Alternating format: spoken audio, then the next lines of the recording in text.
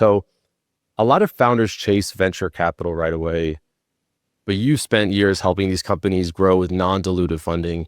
What do most entrepreneurs misunderstand about that path? Well, I think that there's a couple things. One is depending on where they're at in their technology development and or market development, what the risks are.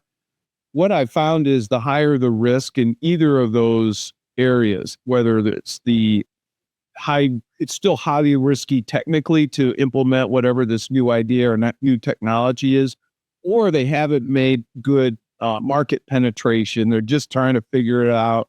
Private capital, whether it's VC, private equity, angel, family offices, any of those private funding sources are going to be very, very hands off, unless you have like a rich uncle or something like that. But aside from that, it's going to be very, very difficult for these technology companies to attract private capital. And so often the only recourse that early stage or even, highly risky technology developers have is with non-dilutive funding. That's great. So it sounds like they can be hands off. They can be hands on depending on the level of funding.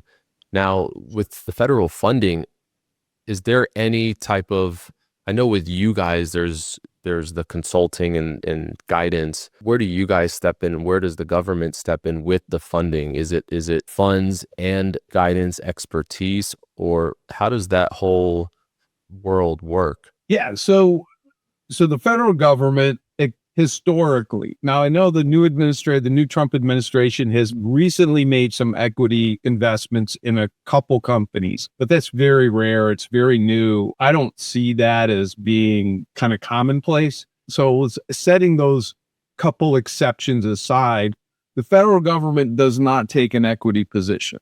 Okay. They just don't do it. They provide the money. Now, depending on if it's a grant or a contract, there's deliverables that have to be met under contracts. There are firm deliverables that require the company to, deliver on whatever it is that they're getting paid to do, whether that's R&D project or deliver, simple things like, the government buys pencils and paper and that kind of stuff. So they have to deliver that before they get paid.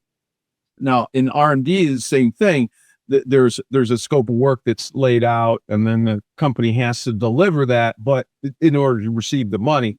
In granting, it's a little bit more like best effort, and basically you have to produce a final report. But most of the granting, at least in the R&D world, the grants themselves have a goal in mind, and often those are commercial goals. So like many of the funding mechanisms that we work with, the output is the company has to reach a certain market penetration, or that's the goal of it. And so, but in terms of control, neither of those would require any kind of board seats or equity position or input.